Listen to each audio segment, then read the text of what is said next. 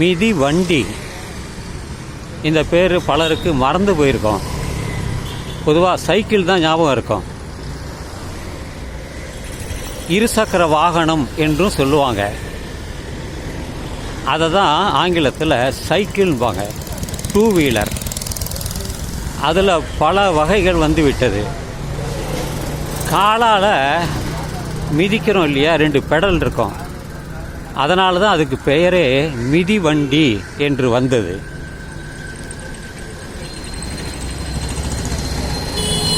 மற்ற இந்த மிதிவண்டியோட நன்மை என்ன என்னால், காலுக்கு பயிற்சி. நாம் எங்கெல்லாம் நடந்து போகிறோமோ அதுக்கு மின்சாரம் தேவையில்லை. எண்ணெய் போடுற கூட வேண்டாம். பெட்ரோலோ டீசலோ அதெல்லாம் போட வேண்டாம். வெறும் நம்மளுடைய காலால் மிதித்தோம்னா 2 பக்கமும் 2 பெடல் வெவ்வேறு திசையில் இருக்கும். ஒன்று மேலே இருக்கும், ஒன்று கீழே இருக்கும். அதை நம்ம அமுக்கணும்னா மேலே போவோம். கால் அந்த வீலை நகர்த்தும். முன்னோக்கி போகும், பின்னோக்கி போகாது. அதுக்கு ஒரு செயின் இருக்கும். 2 வீலுக்கும் செயின் இருக்கும். அப்படி நம்ம மிதித்து போகிற வண்டி தான் மிதிவண்டி. இன்று பலர் பல இடத்திற்கு இந்த மிதிவண்டியை பயன்படுத்துகிறார்கள். நான் இளமை பருவத்தில், அதாவது 6வதுக்கு பிறகு நடந்துதான் என்னுடைய பள்ளிக்கூடத்திற்கு போனேன். 10ஆம் வகுப்புக்கு பிறகு 11, இந்த 2 வகுப்புக்கும் எனக்கு இந்த மிதிவண்டி சைக்கிள் என்னுடைய தந்தையார் வாங்கி கொடுத்தாங்க. அதிலேருந்து நான் இது 1969 அப்போ தான் என்னுடைய எஸ்எஸ்எல்சி முடிஞ்சுது. அதிலேருந்து தொடர்ந்து சைக்கிள் தான்.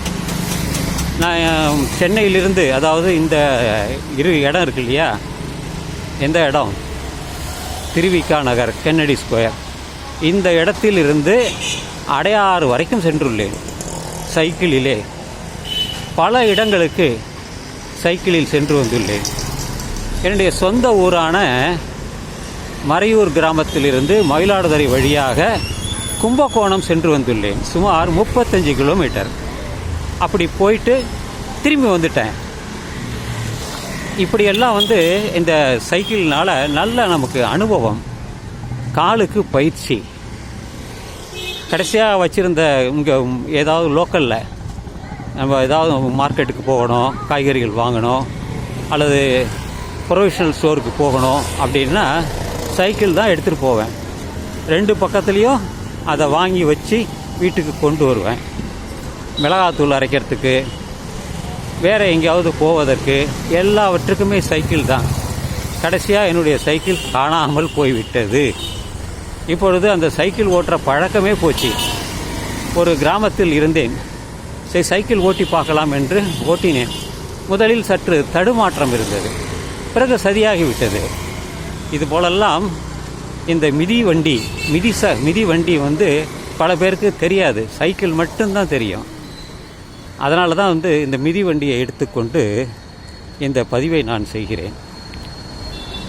சுலபமாக பல இடங்களுக்கு இன்றளவும் அதிலே 3 சக்கர வண்டியும் வந்துட்டுது. அது லோடு வண்டி எடுத்துகிட்டு போகிறதுக்காக.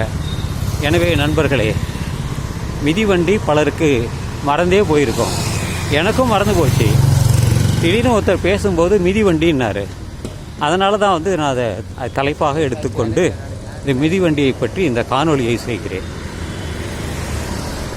இதெல்லாம் பெட்ரோலில் ஓடுவது. பலர் சைக்கிள் சின்னதாக, டிவிஎஸ் வண்டி சின்னதாக எல்லாம் வச்சுருக்கிறாங்க. இது 3 வீலர், ஆட்டோவெல்லாம் 3 வீலர், பைக்கு 2 வீலர் தான். 4 வீலர்லாம் காரு, வேனு, இதெல்லாம் 4 சக்கரம் இருக்கும். அதுக்கு மேலே சக்கரங்கள் இருக்கான்னா இல்லை.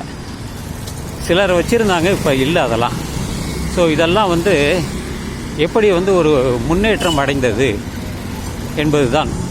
முதலில் சக்கரத்தை கண்டுபிடித்த காரணத்தில் இருந்து இன்று படிப்படியாக வளர்ந்துள்ளது. முதல் சக்கரத்தை தயாரித்தவர் ஒரு தச்சர் தான். அதை முழுமையாக பயன்படுத்தியவர் ஒரு பானை செய்பவர், குயவர் தான். இதையெல்லாம் பலருக்கு தெரியாது. இதை படித்தால், இந்த என்னுடைய காணொளியை கேட்டால் முழுமையாக கேளுங்கள் நண்பர்களே, முழுமையாக கேளுங்கள், உங்களுக்கு புரிதல் கிடைக்கும். இந்த இரவு நள்ளிரவாகட்டும் என்று சொல்லி இந்த இரவு பதிவை நான் நிறைவு செய்கிறேன். உங்களுக்கு எல்லோரும் நள்ளிரவாகட்டும்.